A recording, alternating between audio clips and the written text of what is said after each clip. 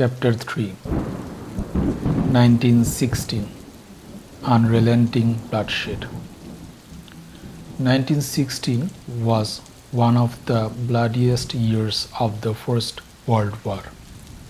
It was the year that the infamous battles of the Somme and Verdun claimed over 2 million lives in just a few months. The war had been raging for far longer than either side had anticipated and involved well over three-quarters of the globe. By the new year, the Central Powers held the advantage over the Allied forces, even as both sides had suffered catastrophic losses. In response to demands from the United States, Germany had loosened its grip over the Atlantic by ordering its U-boats not to attack civilian vessels. Britain maintained its naval blockade in the North Sea, preventing merchant vessels from reaching Germany.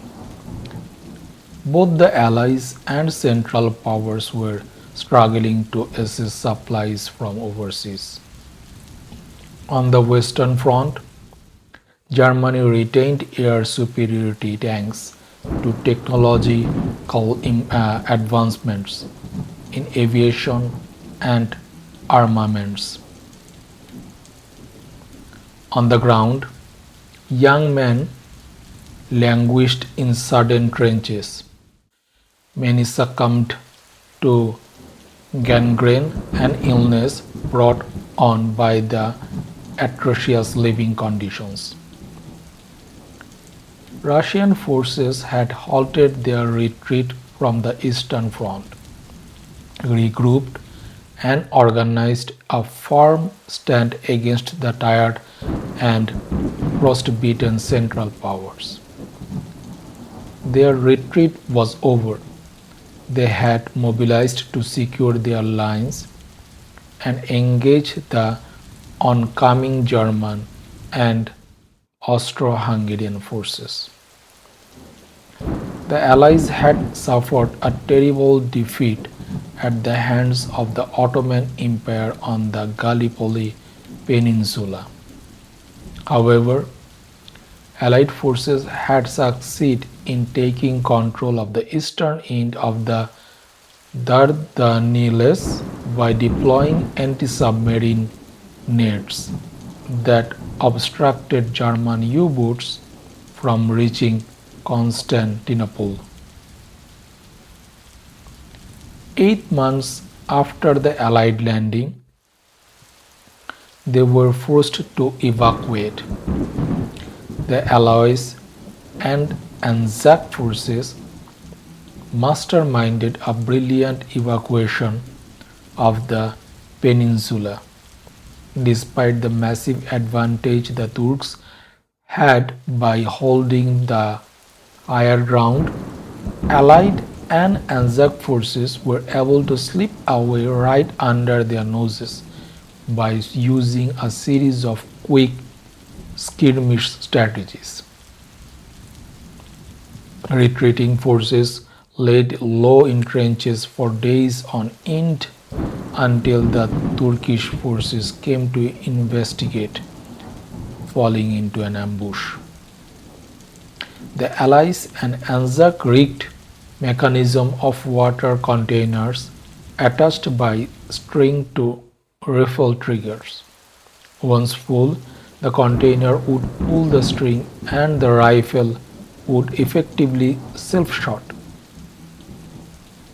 These and a number of sleight of hand tactics enabled the Allies and the Anzacs to sneak away, escaping with very few losses. The Allied governments ragged over the painful irony that evacuating was the most successful part of the Gallipoli campaign. In America, President Woodrow Wilson attempted to arrange peaceful negotiations between the warring nations of Europe, but the plans failed when no agreement could be reached. America would later enter the war in 1917. In the first few weeks of January, Austro-Hungarian forces continued to inflict defeat on Serbia and its allies by capturing the Kingdom of Montenegro. Though Serbia's allies were able to hold off the superior Austro-Hungarian army at the Battle of Moskovac, allowing the remaining defeated Serbian troops to escape to the Albanian mountains. The Montenegrin forces were eventually overcome and Montenegro fell to the invading Austrian army. On the Russian-Ottoman frontier, the Russians mounted the month-long Erzurum offensive, part of the Caucasus campaign against Turkish forces. It was a surprise offensive, mounted whilst the Russians retained the advantage of facing a limited Ottoman army in the midst of regrouping their troops after Gallipoli. It was a costly incursion but resulted in the capture of the fortified city of Erzurum, which held tactical significance. It gave the Russians a land advantage and the opportunity to continue pushing forward.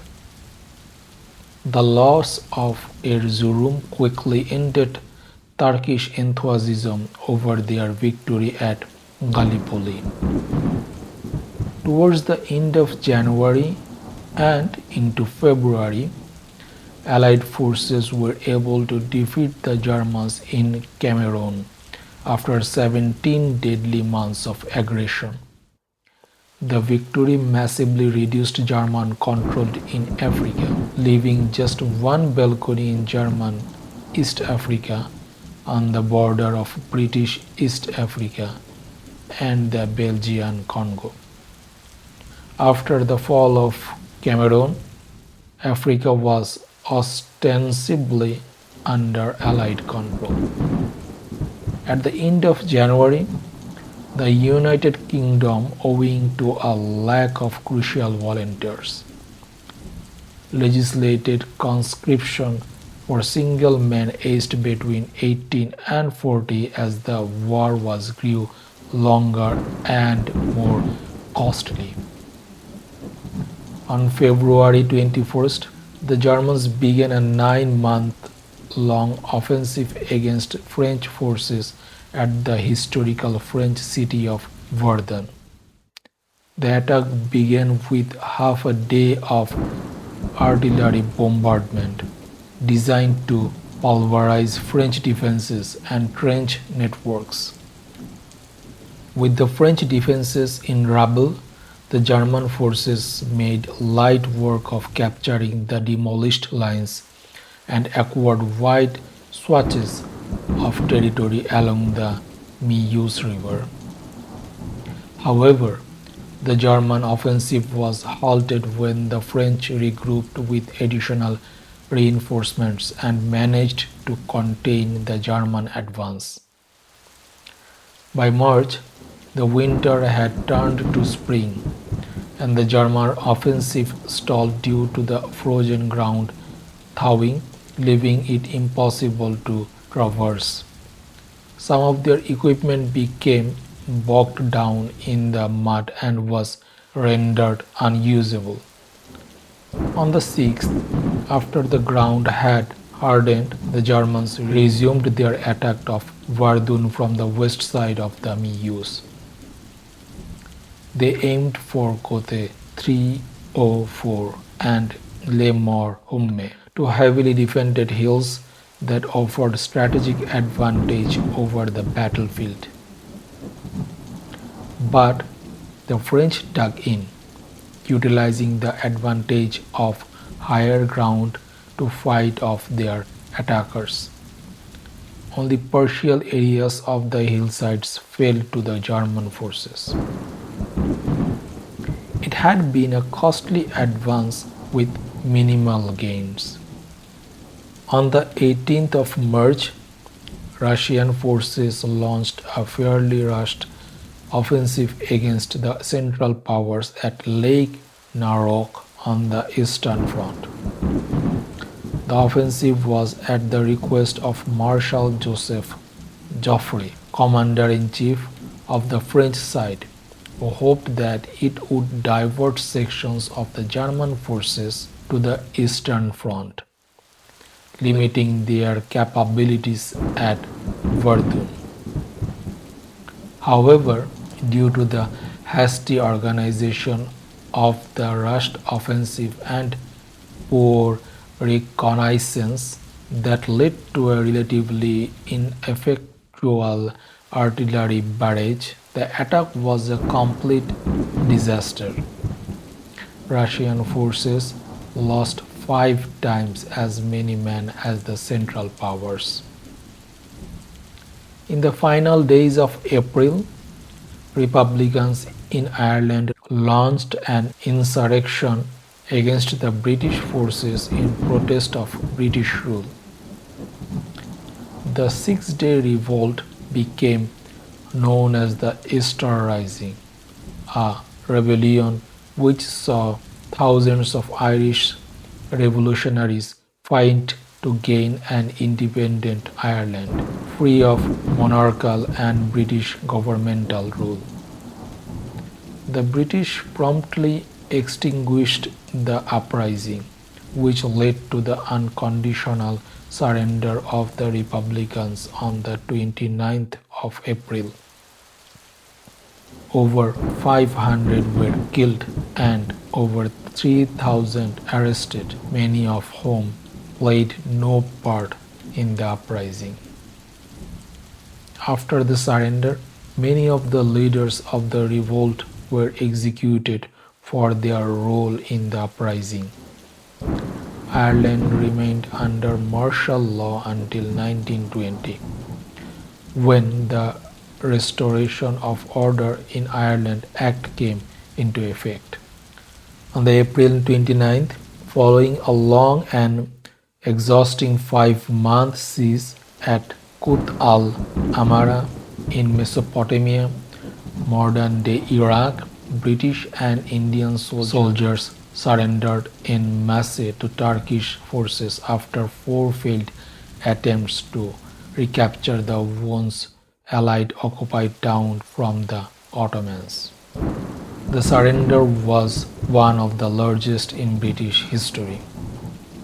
13,000 soldiers were led to a prison camp in Aleppo. Most of these soldiers died whilst imprisoned. It was a humiliating loss for the British. On the May 3rd, German forces at Verdun launched their second attack on the west bank of the river Meuse.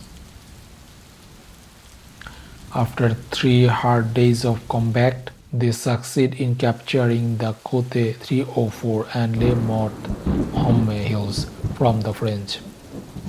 The successful attack gained them the advantage of higher ground from where they could launch further attacks whilst being able to hold their position. Towards the end of May, the British Royal Navy's Grand Fleet engaged the German Navy's High Seas Fleet in the North Sea in what became known as the Battle of Jutland. In an effort to dismantle the British blockade, the Germans planned to lure part of the British fleet into engagement with their heavier ships.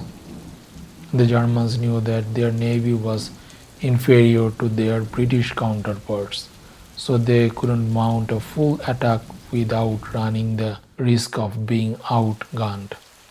At this point, Germany was feeling the effects of the British blockade.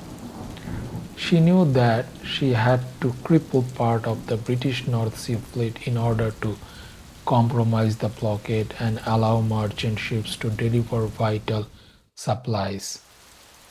On May 3rd, after intercepting German communications about a mounting sea offensive, an initial squadron of British battle cruisers sailed away from the main fleet to scout for the German high seas fleet.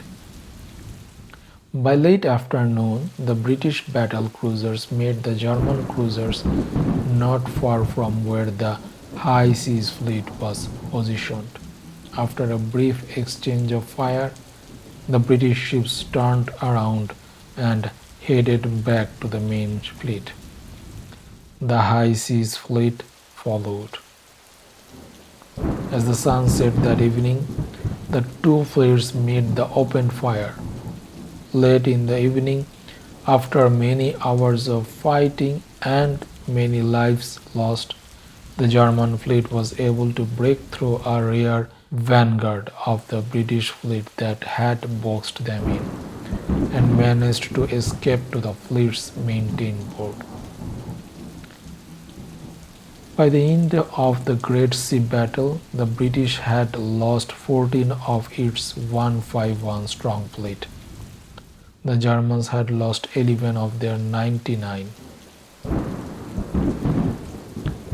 Though neither side was really victorious, both claimed to have won the battle. The German Navy returned to port and remained there until the end of the war. The British Navy resumed the North Sea blockade.